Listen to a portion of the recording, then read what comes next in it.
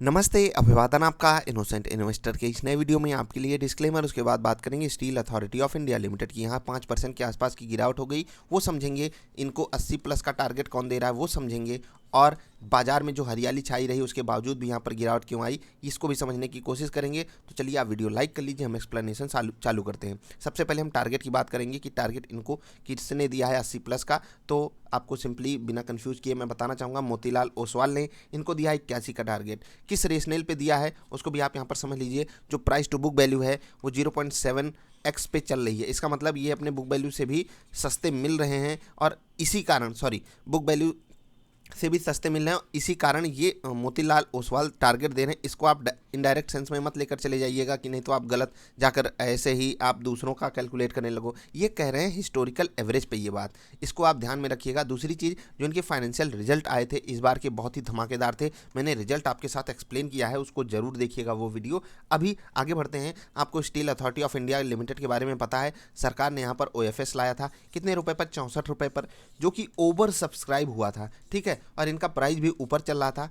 मोतीलाल ओसवाल ने जो ये हमको 81 का टारगेट दिया है, आप यहाँ पर देख सकते हो।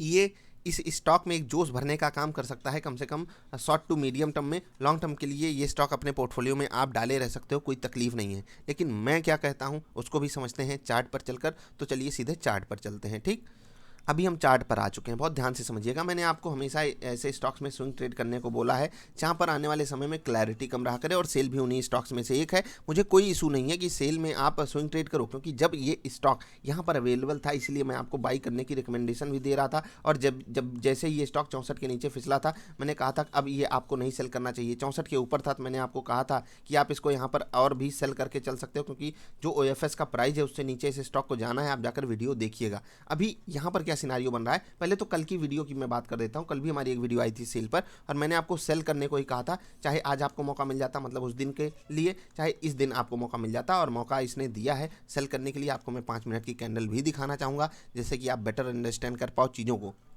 ठीक है, तो 2 तारीख का आपके पास सामने चार्ट है, आपको पूरा का पूरा मौका मिला एग्जिट करने का। अब हम समझते हैं कि इतनी अच्छी बाजार में सेल गिरा क्यों, मतलब क्या इसमें कोई तकलीफ आ गई? जी नहीं, कोई तकलीफ नहीं आ गई। बस इशू क्या आया, बाजार में पूरी हरियाली छाई रही और सेल में गिरावट क्यों आई, उसका सिंपल सा एक कारण है, मार्केट वाइड पोजीशन लिमिट। अब ये क्या होता है? एफएनडो बैन। आपने बहुत बार टीवी पे इसका नाम सुना होगा, मैं आपको समझा देता हूँ क्या होता है। होता क्या है कि एक साइज होती है किसी भी स्टॉक में पोजीशन लेने की। अब वो साइज 100% पे ऑफकोर्स सी बात है होती है। अब ये डिसाइड होता है इनके कितने शेयर्स अवेलेबल हैं मार्केट में ट्रेड करने के लिए। ये सब कॉम्प्लिकेटेड है, कभी और समझाएंगे। लेकिन इतना समझिए कि जब उसमें 95% के आसपास पोजीशन बन जाती है तो स्टॉक को डाल दिया जाता है बैन में कि इसमें अब फ्रेश एफएनडो पोजीशन नहीं बन पाएगी। इसका मतलब क्या है, अब यहाँ पर शॉर्ट कवरिंग होगी नहीं, क्योंकि जो कल का मूव आया था मैंने आपको समझाया था 5 से 7% का मूव नॉर्मली आ सकता था रिजल्ट के चलते हुए। लेकिन रिजल्ट के अलावा जो इसमें बड़ा मोमेंटम आया उसका पूरा श्रेय जाता है शॉर्ट कवरिंग को, और यही शॉर्ट कवरिंग यहाँ पर हो नहीं पाएगी। अभी यहाँ पर हुआ क्या,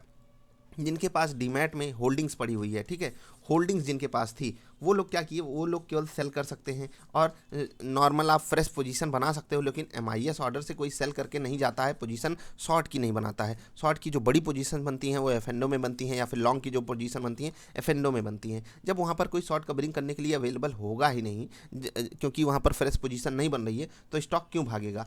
इसलिए अक्सर आप देख लीजिए जो भी स्टॉक्स एफएनडो बैन में जाते हैं उनका स्टॉक प्राइस या तो स्टेबल हो जाता है या फिर एक उसमें गिरावट आती है। अगर उसमें जो मोमेंटम आया है वो शॉर्ट कवरिंग से आया होता है तो उसमें एक गिरावट आने लगती है। और इसी के कारण देखिए ये सब होता है ना, दो धारी तलवार होती है फेंडो पोजीशंस। अब इसमें फ्रेश पोजीशन बनाने का मौका ही नहीं है। जिनके पास था स्टॉक उनको एक दिक्कत का सामना करना पड़ा होगा। बाकी मैंने आपसे बिल्कुल साफ साफ शब्दों में ही कह दिया था कि इस स्टॉक को आप बेचकर यहाँ पर निकल जाइए, या फिर आज भी आपको मौका मिला था लेने को। कब कहा था वो भी आप जाकर देख लीजिएगा। जो 81 का टारगेट मिला है, क्या मैं उससे एग्री करता हूँ? जी हाँ, बिल्कुल एग्री करता हूँ। इसको अपने इस हाइज को तो बिल्कुल टच करना चाहिए, क्योंकि यहाँ से यहाँ तक की गिरावट सिर्फ और सिर्फ OFS से आई है, ऑफर फॉर सेल से आई है, जो कि कंपनी में कोई फंडामेंटली कोई चेंज नहीं लाता है। जब निफ्टी हाइज पे थी तो ये यहाँ पर था, निफ्टी वापस अपने हाइज पे पहुंच चुकी है, इसको भी यहाँ पर पहुंचना चाहिए। लेकिन मोतीलाल ओसवाल का जो टारगेट दिया गया है वो 1 ईयर का होता है, आपको ये बात ध्यान में रखनी होगी। तो ठीक है, बस यही थी आपकी बात जो समझानी थी।